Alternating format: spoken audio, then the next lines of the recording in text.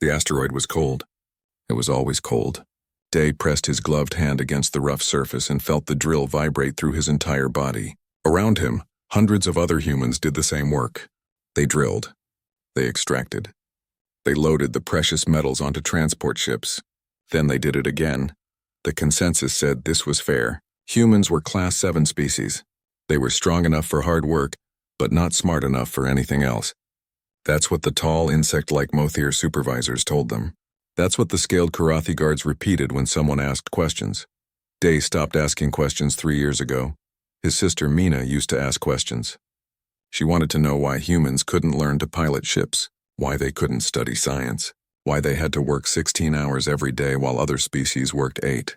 The supervisors didn't like her questions. Then there was an accident. A cable snapped. Mina was in the wrong place.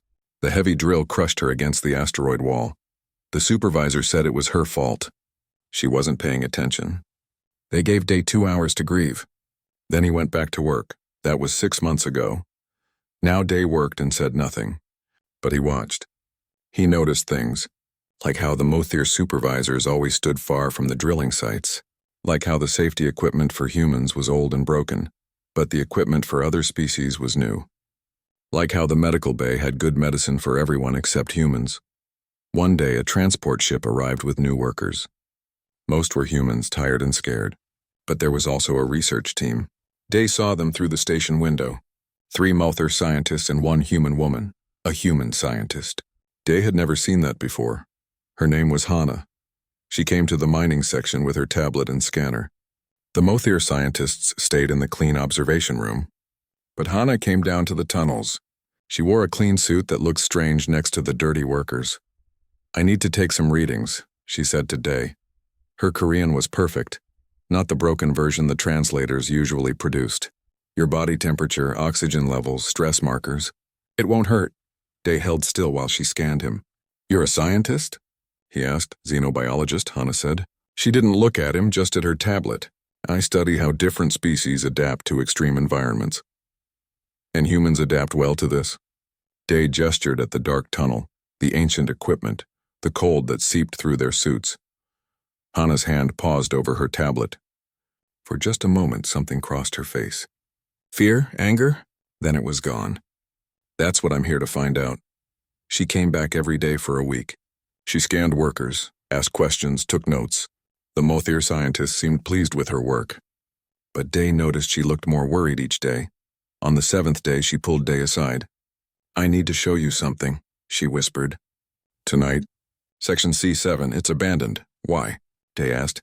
"Because I found something in the archives, something about humans, something they don't want anyone to know." That night, Day went to Section C7. It was an old storage area, sealed off after a tunnel collapse years ago. Hannah was already there, her tablet glowing in the darkness. "I wasn't supposed to see this," she said. Her hands shook. "It's classified. Level 9 security. But I cracked the encryption because I needed to understand the baseline readings for human biology."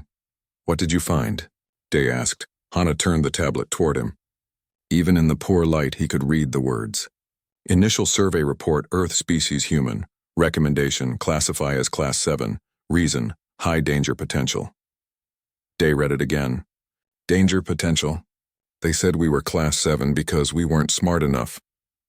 "That's what they tell everyone," Hannah said. "But look at the original report." The survey team was scared. Earth is a death world. The predators, the diseases, the weather. Everything there tries to kill you. Most intelligent life develops on easy worlds. Safe worlds. But humans evolved in hell. She scrolled through more files.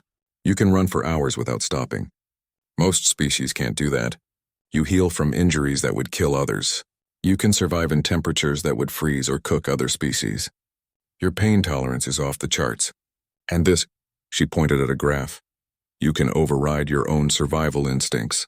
You can force your body past its limits just by deciding to. Day stared at the data. "If we're so dangerous, why enslave us?" "Because you're also perfect workers," Hannah said. "Strong, durable, adaptable." They knew if they told the truth, other species would be afraid.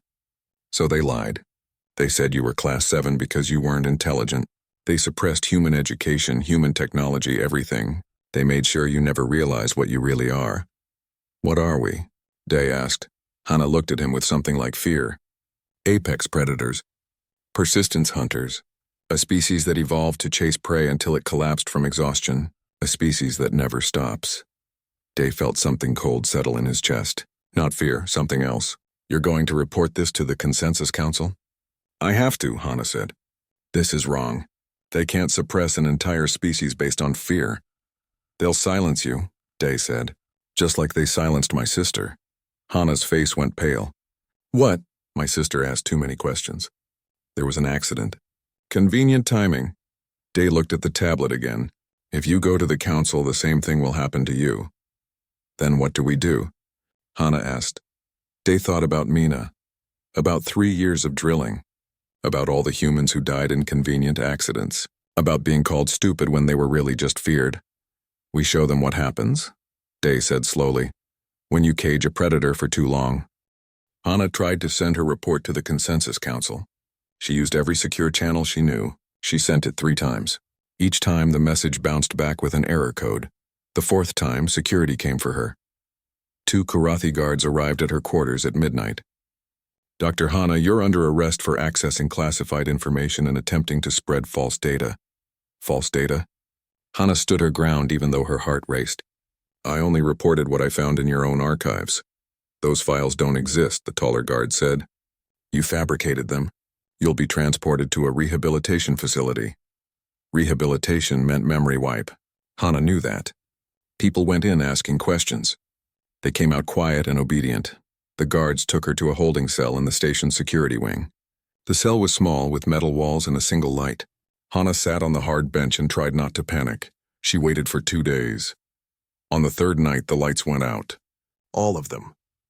The entire station went dark. Hana heard sounds outside her cell. Footsteps, a drill whining. The metal door sparked and fell inward. Day stood in the doorway holding an industrial cutter. Time to go, he said. Behind him were 20 other humans, all miners. They moved fast and silent through the dark corridors. One of them, a young woman, worked on a portable terminal. This is Yuna, Day said. She's good with computers. I shut down the power grid, Yuna said without looking up. We have maybe 10 minutes before backup generators start. They ran through the station. Twice they passed Karathi guards, but the guards were confused in the darkness. The humans weren't. They knew every tunnel, every passage. They had mapped the station during years of forced labor. They reached the docking bay. A small transport ship sat waiting, its engines already warm. We're stealing a ship? Hana asked. Borrowing, Day said. Get in. Inside the ship, a man with scars across his face sat in the pilot seat. He looked older than the others, maybe 40.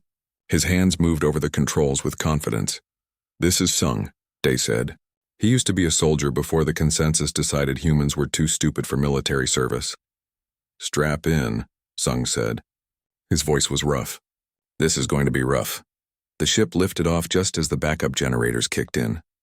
Lights flooded the docking bay. Alarms screamed. Sung punched the engines and the ship shot forward, barely clearing the bay doors. Pursuit ships launching, Yuna called out from her terminal. 3 of them. Can we fight? Dai asked. This is a transport, Sung said. No weapons. But I know some tricks. He flew the ship into the asteroid field. The massive rocks spun slowly in space, each one the size of a mountain. The pursuit ships followed, firing laser bursts that lit up the darkness. Sung flew between the asteroids, turning and diving. The transport ship groaned with each maneuver. Behind them, one pursuit ship clipped an asteroid and exploded. The other 2 kept coming. Hold on, Sung said. He flew straight at a massive asteroid, accelerating. Hana gripped her seat. At the last second, Sung spun the ship sideways and slipped through a narrow canyon in the rock. The 2 pursuit ships weren't as lucky. They crashed into the asteroid at full speed. Sung let out a breath. Told you I knew tricks. They flew for 3 hours before Sung felt safe enough to stop. He found a hiding spot behind a large asteroid and powered down most systems. In the cargo hold, everyone gathered. 23 humans total. All of them looked at Day and Hana. Tell them, Day said to Hana. Tell them what you found. Hana explained everything. The classified files, the real reason for Class 7 status, what humans actually were. The miners listened in silence. When she finished, a young man spoke up. So we're dangerous. That's why they treat us like dirt? They're afraid of you, Hana said. All of you. Humans are persistence hunters. You evolved to run prey to death. You can push through pain that would stop other species. You heal faster. You're stronger. You can adapt to almost anything. The consensus saw all that and got scared. Good, Sung said. They should be scared. An older woman shook her head. There's only 23 of us. The consensus has billions, thousands of ships. What can we do? We're not alone, Day said. There are humans all over consensus space. Millions of us. In mines, in factories, in service jobs. All of them treated like we were. All of them angry. You want to start a war? The woman asked. I want freedom, Day said. However we get it. Yuna looked up from her terminal. I've been studying consensus technology for years. Reverse engineering their systems. I think I can make our ships better. Faster. More efficient. We don't have ships, someone pointed out. Sung smiled. It wasn't a friendly smile. Then we take them. I've been planning a mutiny for 2 years. I have contacts. Human security officers on consensus vessels. People who are ready to fight. I have contacts too, another voice said. A woman stepped forward. Her name was Nari. She was a transport captain, one of the few humans allowed to pilot small cargo ships. I run supplies between stations, Nari said. But I also run messages. I've been connecting human groups for years. Building a network. We're all over consensus space. We've just been waiting for a spark. Day looked around the cargo hold, at the tired, angry faces, at people who had been pushed down for years. The consensus thinks we're stupid. They think we're weak. They're about to learn what happens when you underestimate a predator. What's the plan? Sung asked. First we get more ships, Dai said. We hit targets where humans work security. We free our people and take the vessels. Yuna improves the technology. Nari spreads the word through her network. And then? Hana asked. Day's face was hard. Then we show the galaxy what humans really are. They wanted workers? They're getting warriors. Over the next 2 weeks, everything moved fast. Sung contacted his people.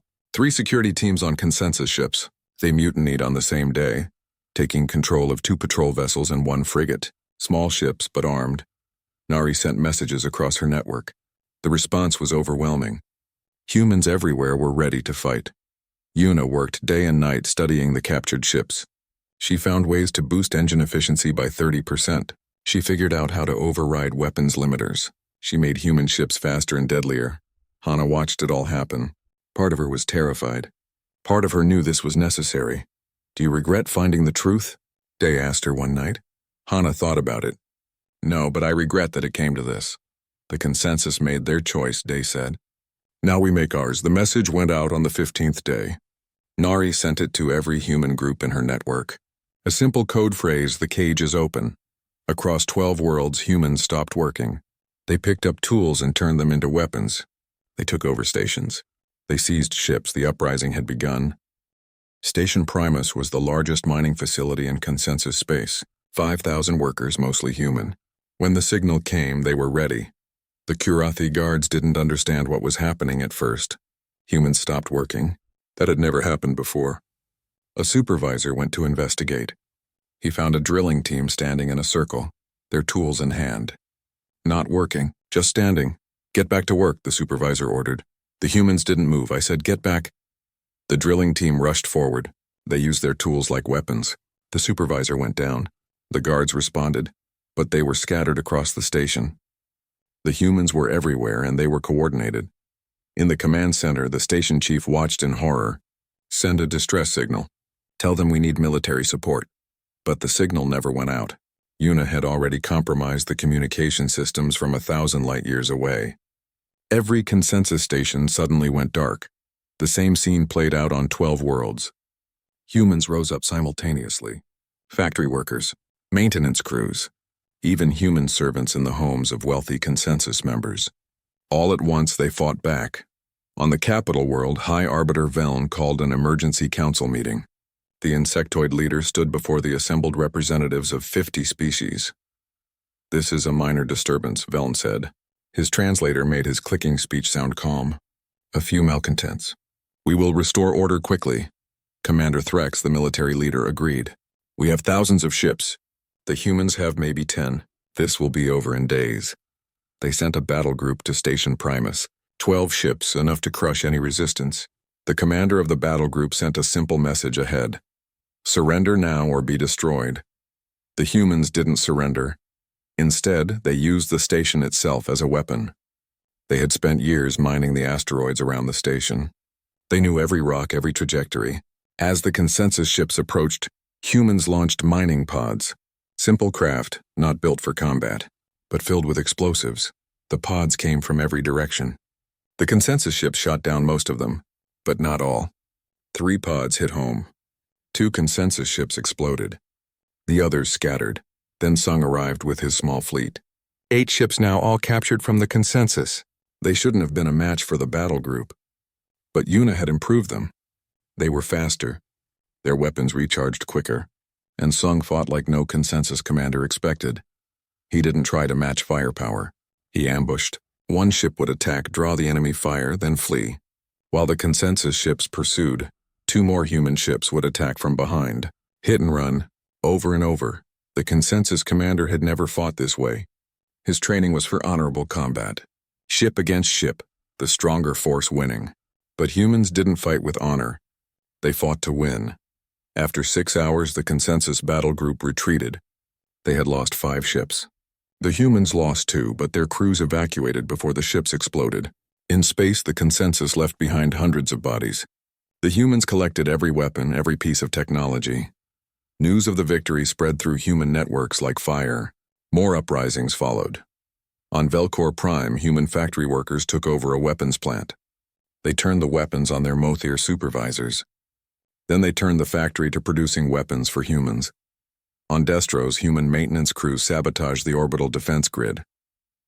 When consensus ships came to restore order, they found their own defenses turned against them. Nari's smuggling network became a supply line. She moved weapons, equipment, and people. Everywhere she went, more humans joined the cause. Day coordinated it all from Sung's flagship. He had never wanted to be a leader, but his sister's death burned in his memory. Every consensus ship destroyed. Every station liberated. He saw Mina's face. Hana worked beside him, though she struggled with what they had become. "We're killing thousands," she said one night. "Consensus soldiers, civilians, is this what we wanted?" "They killed millions of us over the years," Day said. His voice was cold. "Worked us to death. Let us die in accidents," called it acceptable losses. "Now they're learning what that feels like." "We're becoming what they feared," Hana said. "Good," Day replied. "Fear keeps people alive." Tay, a human diplomat who had spent years trying to negotiate better conditions, finally chose a side. He had access to consensus communication codes, diplomatic channels, secure networks. He gave it all to Day. "I tried peace for 15 years, Tay said. His hair had gone white from stress. They smiled and promised change. Nothing ever changed. I'm done asking nicely.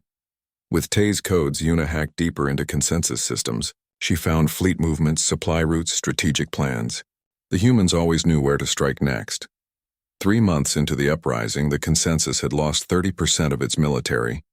Not destroyed. Some ships were captured, but worse, some crews mutinied. Non-human species saw humans fighting and winning. They started asking questions. "Why are humans Class 7? A young Mothir scientist asked her supervisor. "Because they lack intelligence," the supervisor said automatically. "Then how are they defeating us?" the scientist asked. The supervisor had no answer. On the capital world, Commander Threx threw a data pad across the room. "They're animals." "How are animals defeating trained warriors?" "Because they're not animals," Veln said quietly. The High Arbiter looked older. "We lied about what they were. Now the lie is destroying us." "Send more ships," Threx demanded. "We've sent 60 battle groups," Veln said. The humans destroyed or captured most of them. Each time they learn. Each time they get better. Their technology improves. Their tactics adapt. We taught them everything about us while keeping them ignorant. Now they know our weaknesses and we don't know theirs. What are you saying?" Threx asked. "I'm saying we underestimated them," Veln said. "We thought we were safe because we had technology and they didn't. But humans don't need advanced weapons. They turn everything into a weapon. Mining tools. Transport ships. Even their own bodies," a report came in. Another station had fallen. This time the humans had used disabled ships as kinetic missiles. They rammed them into consensus vessels at high speed. The crews evacuated first, but the ships became weapons. They're insane, Threx said. What species sacrifices ships like that? A species that evolved on a death world, Velen said. A species that learned to use every advantage. We should have destroyed Earth when we found it. Can we still do that? Threx asked. Velen considered. If we destroy Earth, we kill their homeworld. We show the galaxy we're serious. Other species will think twice about rebellion. Then we do it, Threx said. Assemble the full fleet. We jump to Earth's system and we burn it, Velen gave the order. Every available consensus ship. The largest fleet ever assembled. They would go to Earth and end this. But in the shadows of the consensus network, Una saw the order. She sent a warning. They're coming for Earth, she told Dee. Everything they have. Day looked at the star map. At Earth so far away. The world he had never seen but knew was home. Then we go home too. Every human ship. We meet them there. We'll be outnumbered 10-1, Sung said. Doesn't matter, Day replied. They want to destroy our home? Let them try. We'll show them what happens when you corner a predator. The journey to Earth took 2 weeks. Every human ship in space converged on the Sol system. Sung commanded the fleet from his flagship, now called the Mina's Fury. Dee had named it after his sister. They arrived to find Earth already preparing. The planet had been liberated 6 months earlier, when human workers on the orbital stations rose up. Now those stations were fortresses. The humans on Earth's surface, freed from consensus control, worked day and night building weapons. It's beautiful, Hana said, looking at the blue and green world on the view screen. She had never seen Earth before. Most humans in space hadn't. The consensus kept them away, afraid they might become too unified. It's home, Day said, and we're going to defend it. Una had been working non-stop, preparing their strategy. The consensus fleet will be massive. We can't win a straight fight. But we don't have to. She brought up a display of the solar system. We use everything. The planets, the asteroids, the sun itself. This is our system. We know it better than they do. Sung studied the plan. It's risky. We'll lose ships. We'll lose everything if we don't try, Una said. They had 4 days before the consensus fleet arrived, 4 days to prepare. Humans moved asteroids into position. They set up weapons on Mars's moons. They placed explosives throughout the asteroid belt. Earth's surface launched everything they had into orbit. Nari coordinated the civilian evacuation. Thousands of ships, most just cargo transports, carried people to safety. Women, children, the elderly. They fled to the outer planets, to hidden bases in the Kuiper belt. If we lose, Nari told Dai, at least some of us will survive. We won't lose, Day said. But he didn't sound certain. Tay used his diplomatic channels one last time. He sent a message to the consensus. Turn back. You don't have to do this. We can negotiate. The response came from Commander Threx. There is no negotiation with animals. You will submit or you will die. Tay deleted his diplomatic credentials. I tried, he said to Day. Now we fight. On the 4th day, the consensus fleet arrived. It was the largest military force in galactic history. 2,000 ships. Battle cruisers, carriers, destroyers, enough firepower to crack a planet. They jumped into the system in perfect formation, a demonstration of power. High Arbiter Velen watched from the command ship. Send the final warning. The message broadcast across all channels. Humans of Earth, you have 1 hour to surrender. If you do not, your world will be destroyed. This is your only chance. On the Mina's Fury, Sung looked at his small fleet. 300 ships. Most were captured consensus vessels, badly damaged and repaired. Some were just armed transports. Against 2,000, they had no chance. What do we do? A young captain asked. Sung smiled. We show them why humans survived a death world. The hour passed. No surrender came. Commander Threx gave the order. All ships advance. Target Earth. Fire when in range. The consensus fleet moved forward. They expected the humans to flee or to mass their ships for a desperate defense. Instead, the human fleet scattered. Ships went in every direction, disappearing into the asteroid belt behind planets into the shadow of the sun. Cowards, Threx said. They run. Then the asteroids hit. Humans had been moving rocks for weeks. Big ones. They came from every angle, launched by mass drivers hidden on Mars's moons. The consensus ships detected them too late. 3 asteroids, each the size of a small mountain, slammed into the fleet formation. 50 ships destroyed in the first minute. The consensus fleet broke formation, scattering. Then the human ships attacked, not as a fleet but in small groups. 3 ships would hit a target from different angles, fire everything they had, then flee. Before the consensus could respond, another group would attack somewhere else. Threx tried to reform his fleet, to create a defensive line, but the humans wouldn't let him. They kept hitting and running, never staying to fight, always moving. They're like insects. Threx roared, "Kill them!" But insects were hard to kill when they kept moving. Una had planned for this. She knew the consensus fleet would be larger, more powerful, so she made sure they never got to use that power. Keep them scattered. Keep them reacting. Never let them coordinate. 5 hours into the battle, the consensus had lost 300 ships. The humans lost 50, but every human ship that went down made sure to ram an enemy vessel first. "They're insane," a consensus commander said, watching a human destroyer, engines destroyed and hull breached, accelerate straight into a battlecruiser. Both ships exploded. "They're persistent," Veln corrected. "Persistence hunters. They never stop." Sung led his group of ships deeper into the consensus fleet. They found Threx's command ship, a massive battlecruiser twice the size of anything the humans had. "We can't take that in a fight," his tactical officer said. "We don't need to fight it," Sung said. "We just need to hurt it." He had 13 ships with him. They attacked in waves. The first 3 ships drew the battlecruiser's fire, their shields flaring. While the battlecruiser focused on them, the next 5 ships targeted its engines, the weapons bay, the shield generators. The battlecruiser shot down 7 human ships, but the damage was done. Its engines were crippled, its shields failing. Nari brought her transport ship in fast. It was old, barely armed, but it was fast. "For everyone who died in the mines," she said quietly. She rammed her ship into the battlecruiser's bridge at near light speed. The explosion lit up the solar system. Threx died instantly, along with most of his command staff. The consensus fleet fell into chaos. Without central command, individual ships made their own decisions. Some tried to retreat, some tried to regroup. Some kept fighting. The humans didn't stop. They pressed the attack. Every disabled consensus ship became a weapon. Humans would evacuate their damaged vessels, then send them crashing into enemy ships. Kinetic weapons were simple and effective. Una, watching from Earth's surface, saw the turning point. "They're breaking. The fleet is breaking." She was right. After 8 hours of non-stop combat, the consensus fleet began to retreat. Not in formation, just fleeing. Individual ships jumping out of the system as fast as they could. Veln watched from his ship as the fleet dissolved. Stop the retreat. Reform the line, but no one listened. The consensus military had never lost like this. They didn't know how to process it. So they ran. "High Arbiter," an officer said, "we've lost over 1,000 ships. The humans have lost less than 200. They're still fighting. They're not even slowing down."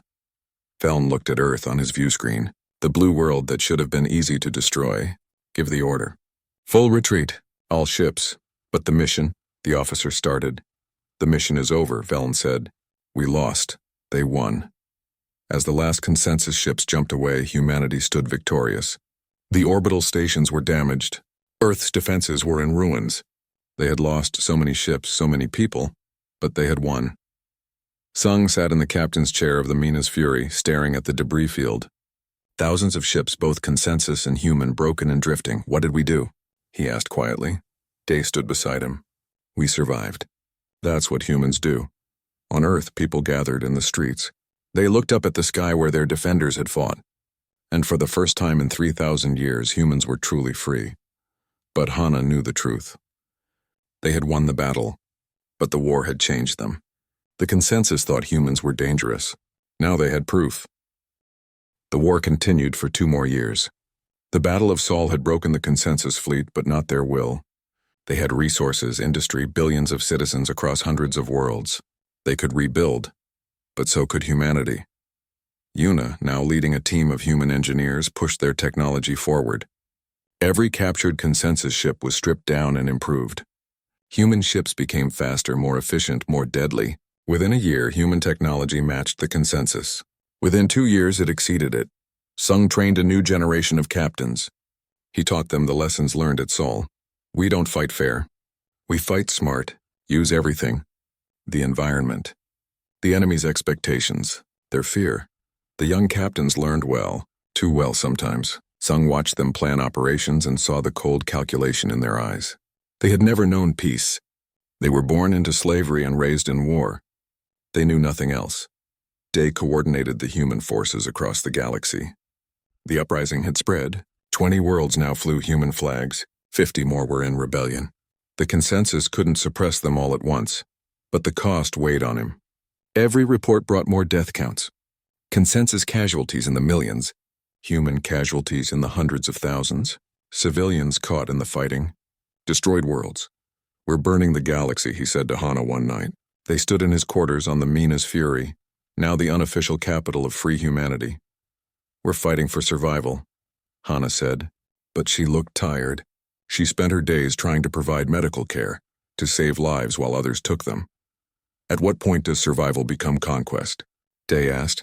Before Hana could answer, Yuna entered. We intercepted a consensus transmission. They're planning something big. The transmission was encrypted, but Yuna broke it easily. The consensus was planning peace talks. It's a trap, Sung said immediately. Maybe, Tay said, but maybe they're serious. We've hurt them badly. Their economy is collapsing. 50 species are in open rebellion inspired by us. They need this war to end. Day studied the message. High Arbiter Veln himself was offering to negotiate. Neutral territory. No weapons, just talking. If we refuse, we look like warmongers, Tay pointed out. Other species are watching. Some support us. Some fear us. If we won't even try peace, we lose that support. Fine, Day said. We'll talk. But Sung, keep the fleet ready. The peace talks took place on Nexus Station, a neutral trade hub. Tay led the human delegation. Hana went with him, as did a dozen advisors. Sung stayed with the fleet, ready to jump in if needed. High Arbiter Veln arrived with his own delegation. The Mothir leader looked older, worn down by the war. They met in a conference room, each side on opposite ends of a long table. Thank you for coming, Veln said through his translator. We're here, Tay said. What do you want? Veln laid out the consensus offer. An end to hostilities. Humans could return to their previous positions. Better working conditions, better pay, representation on the lower councils.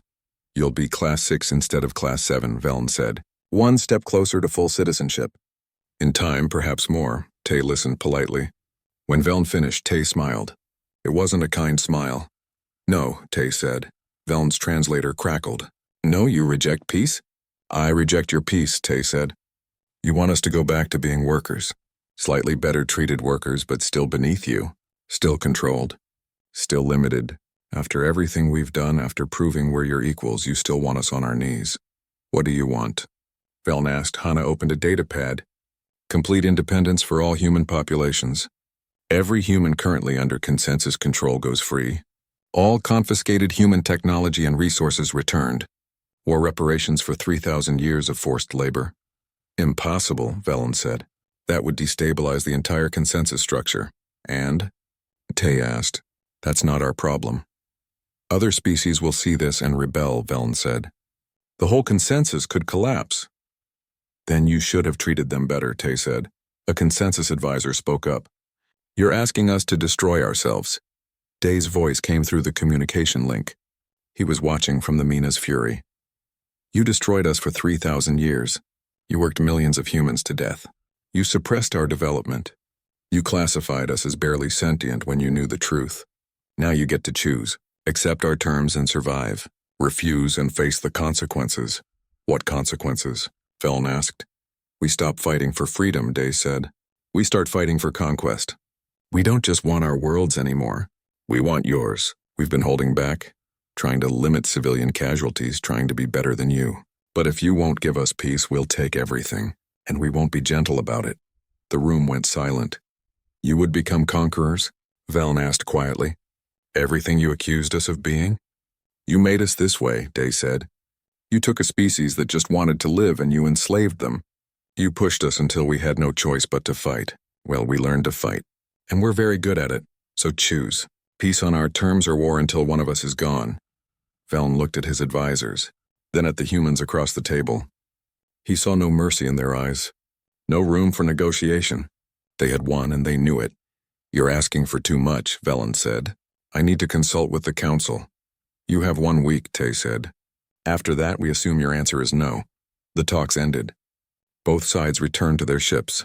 On the Mina's Fury, Sung found Day standing alone looking at the stars. Do you think they'll accept?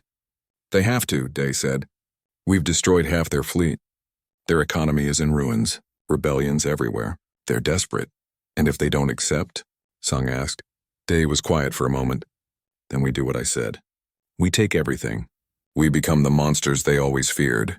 Can you live with that? Sung asked. I don't know, Day admitted. But I can't let Mina's death be for nothing.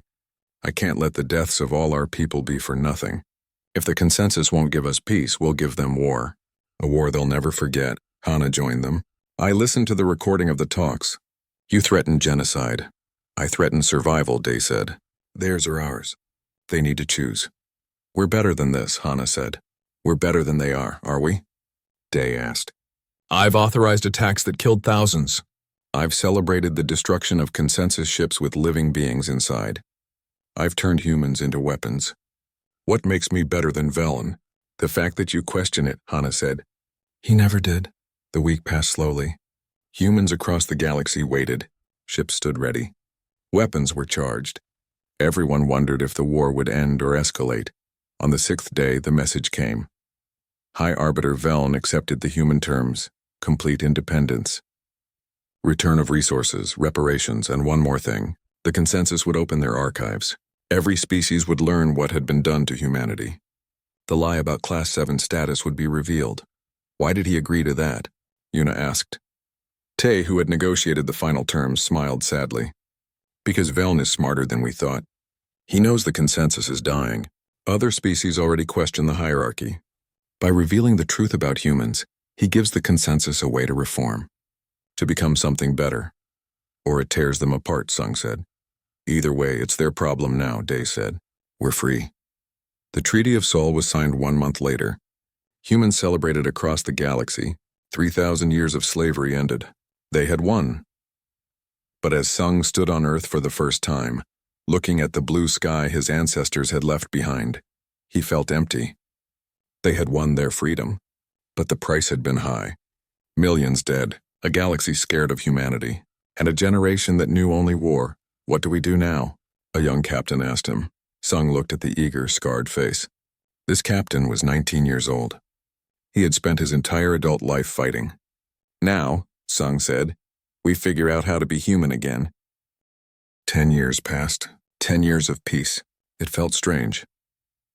Day stood in his office on Earth looking at reports from the outer colonies. Humans had spread fast after the war. 20 worlds had become 50. Then 100.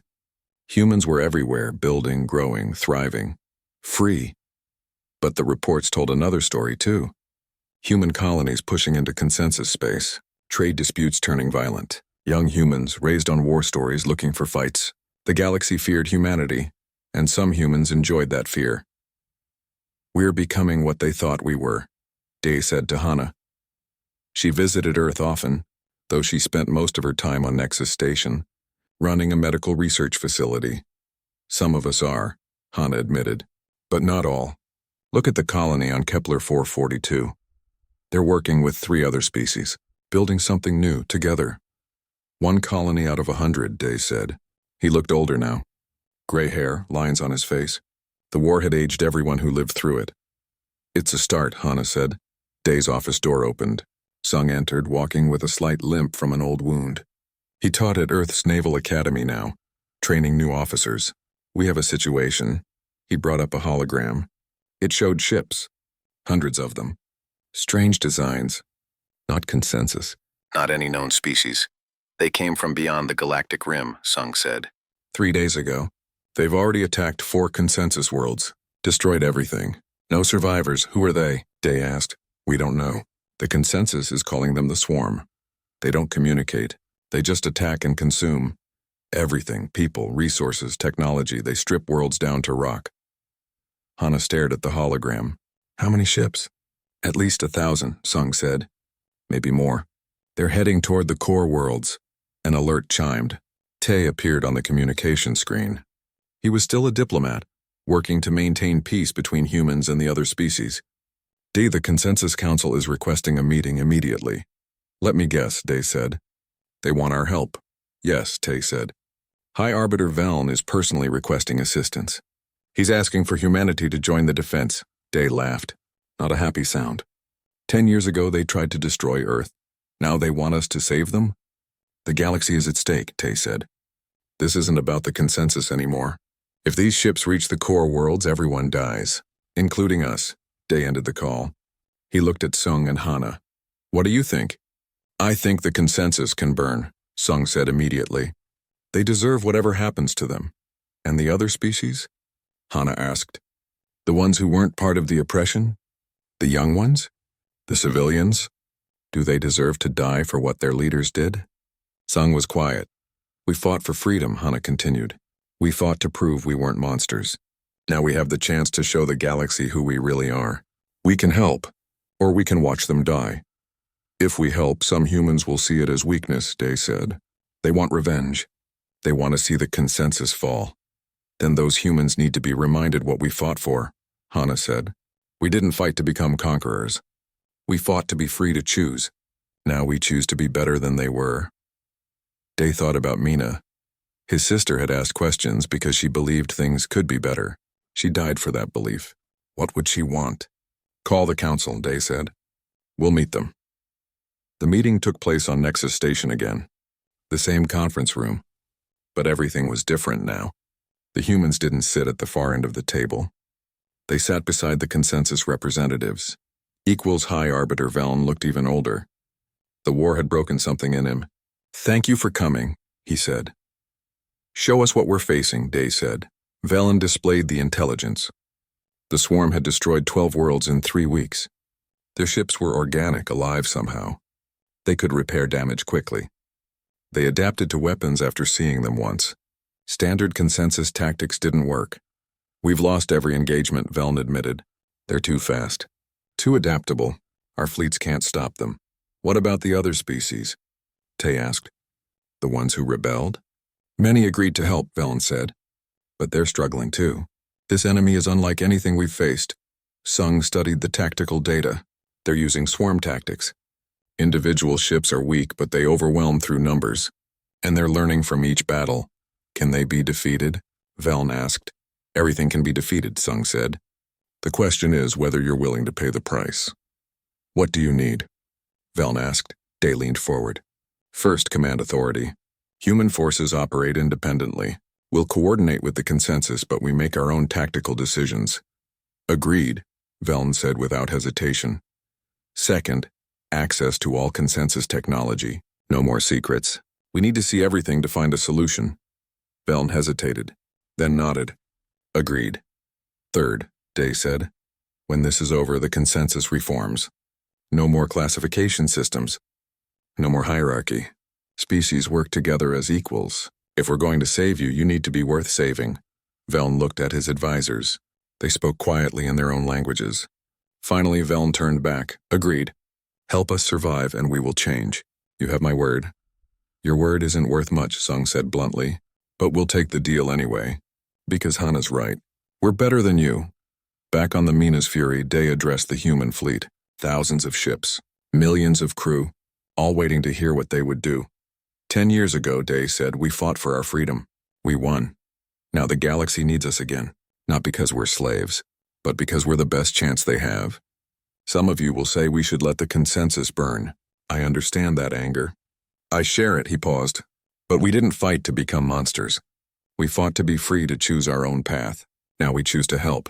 Not for the consensus. For the galaxy. For the innocent species who had nothing to do with our slavery. For the future we want to build. He looked directly at the camera. Anyone who doesn't want to fight can leave. No shame. You've earned your freedom. But those who stay, we fight not for revenge. We fight to protect. We show the galaxy that humans are more than just warriors. We're protectors too. Across the fleet, ships signaled their response. Ship after ship confirmed they would fight. Every single one. Yuna, who had been working on the swarm problem from her research station, sent Day her findings. I've analyzed the swarm ships.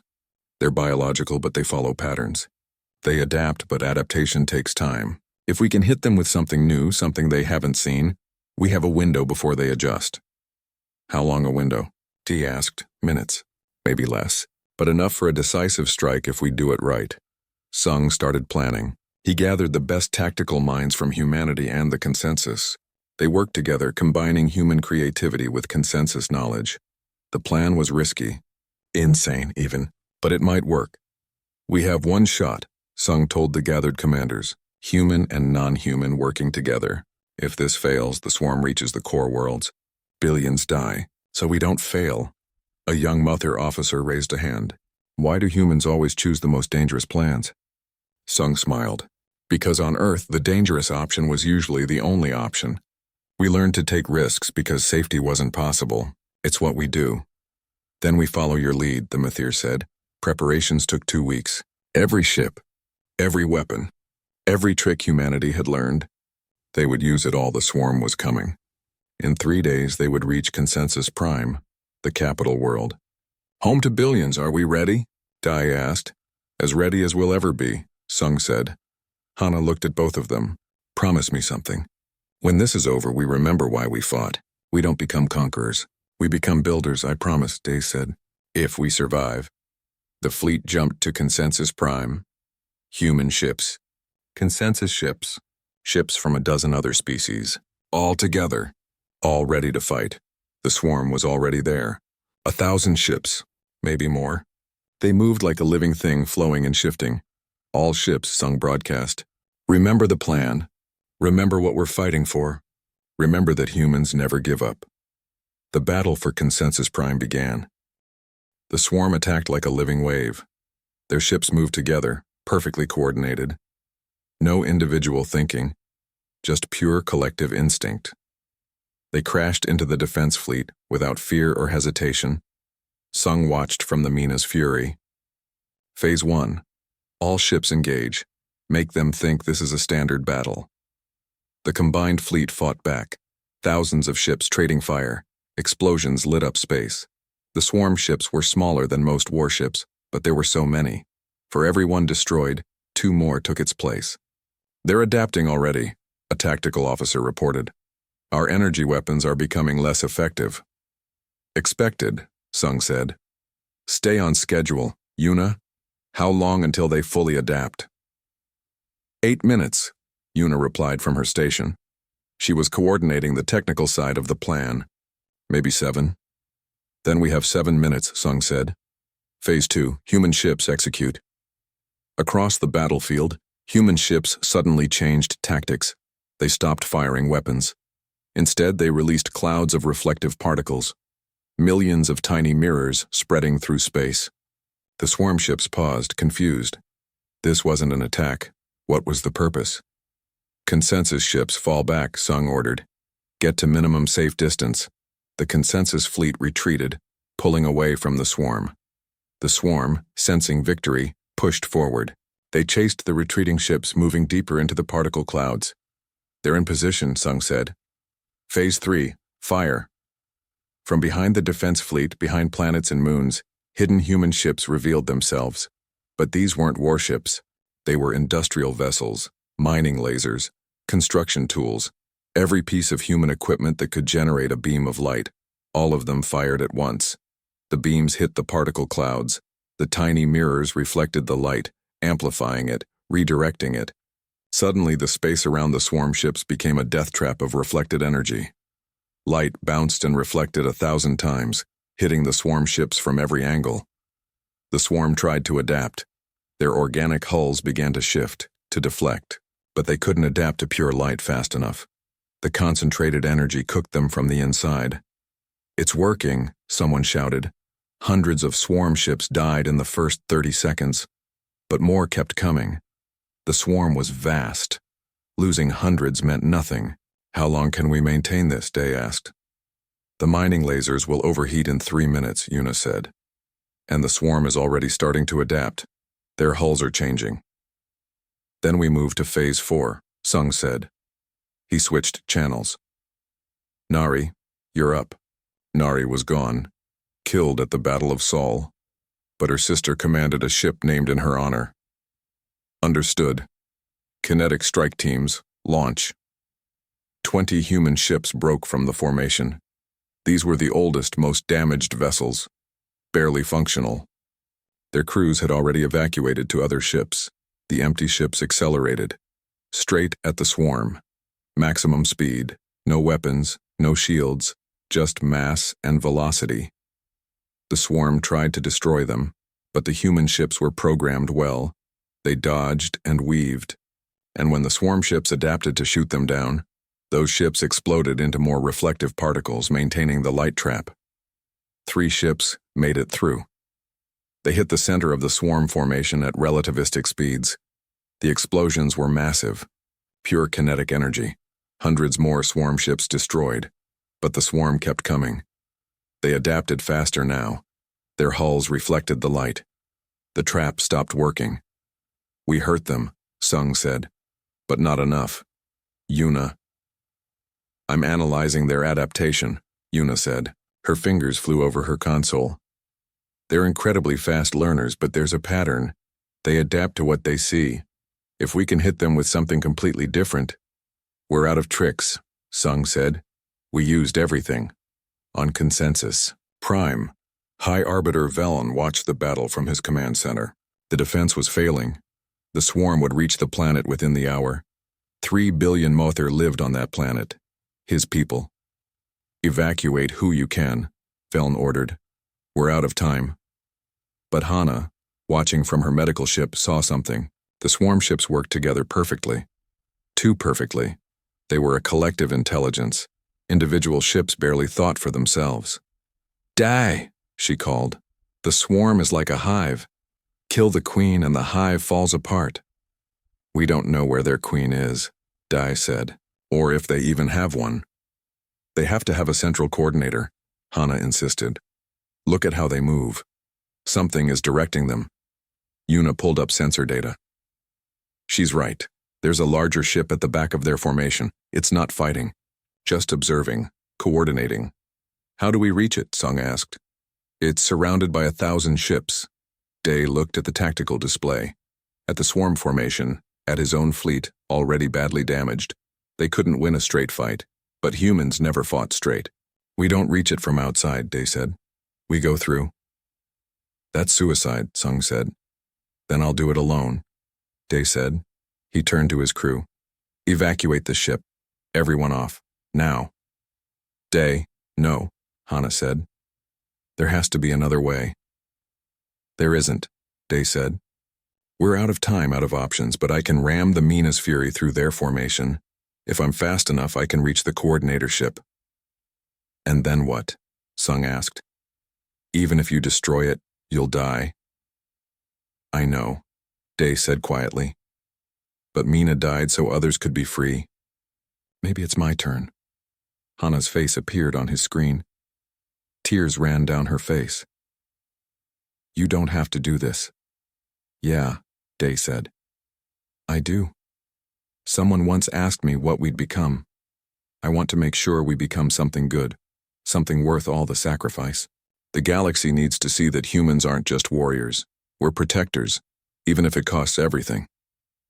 The crew evacuated. Only Day remained on the Mina's Fury. He took the pilot seat himself. Sung had taught him to fly years ago. He wasn't great at it, but he only needed one flight. "All ships," Day broadcast. "Cover me. I'm going in." The human fleet understood. Without being ordered, they formed up, creating a corridor through the battlefield. They threw everything they had at the swarm, opening a path. The Mina's Fury accelerated. Day pushed the engines past their limits. Alarms screamed. The ship shook, but it moved faster. Faster. Swarm ships tried to block him. Human ships rammed them out of the way. Consensus ships, too. Everyone working together to keep the path clear. "Almost there," Day said. He could see the coordinator ship now. Massive, pulsing with strange organic light. Then his engines died. Pushed too hard. The Mina's Fury drifted, still moving forward, but slowing. He wouldn't reach the target. "No," Day said. "Come on, just a little more." Another ship appeared beside him, Sung's ship. The old captain had followed him. "Sung, what are you doing?" Day asked. "What I always do," Sung said. "Finishing the mission. If we're going to die, we do it together. Like we should have it, Sol." Sung's ship pushed against the Mina's fury, using his engines to move both ships. They accelerated again. "You stubborn old man," Day said. "Takes one to know one," Sung replied. They hit the coordinator ship together, both ships at full speed. The impact was catastrophic. All three ships exploded in a ball of fire. For a moment, nothing happened. The swarm kept fighting. Then the coordinator ship died completely, and the swarm ships stopped. All at once, like puppets with cut strings, they drifted, powerless, lifeless. The battle was over. On Consensus Prime, billions watched the sky, watched the explosion that saved them.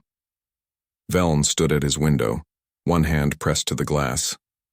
"Remember their names," he said to his aides, "the humans who saved us. Day, Sung. Remember what they gave." Hana watched from her medical ship. She didn't cry. She had no tears left. She just felt empty. But as the human fleet regrouped, as the Consensus ships moved to clean up the swarm remnants, she saw something else. Ships working together, different species helping each other. The galaxy had changed. 5 years later, Hana stood at a memorial on Earth, a simple stone monument with two names, Day, Sung, and thousands more. All the humans who died in the wars. Yuna stood beside her. The young engineer was older now, in charge of a joint human consensus research facility. "They would be proud," Yuna said, "of what we've built." The galaxy had changed. The consensus still existed, but reformed. Species worked together now. Real cooperation, no more hierarchy. Humans had spread across 100 worlds, but they didn't conquer. They built, they shared, they protected. There were still problems, still conflicts, but nothing like before. Tay, now Earth's ambassador, joined them at the memorial. The Consensus Council wants to make today a galactic holiday, the Day of Unity, they're calling it. "What do you think?" Hana asked. "I think Day would hate having a holiday named after him," Tay said with a small smile. "But he'd be glad the galaxy learned the lesson." "What lesson?" Yuna asked. "That we're stronger together than apart," Tay said. "That fear and hate only lead to destruction. That sometimes the wrong offspring turns out to be exactly what the galaxy needed." A young human child ran past, playing with a young Mothier child. They were laughing. No fear, no hate, just kids being kids. Hana watched them and smiled. "He's right. Day died to give them that future." "They called us the wrong breed," Yuna said. "Dangerous, unpredictable, violent." "And they were right," Hana said. "We are dangerous. We are fierce, but we're also loyal, protective. We never give up even when we should. Those same traits that made us good slaves made us better protectors." She looked up at the sky, at the stars where Day had died. "We burned the stars to be free.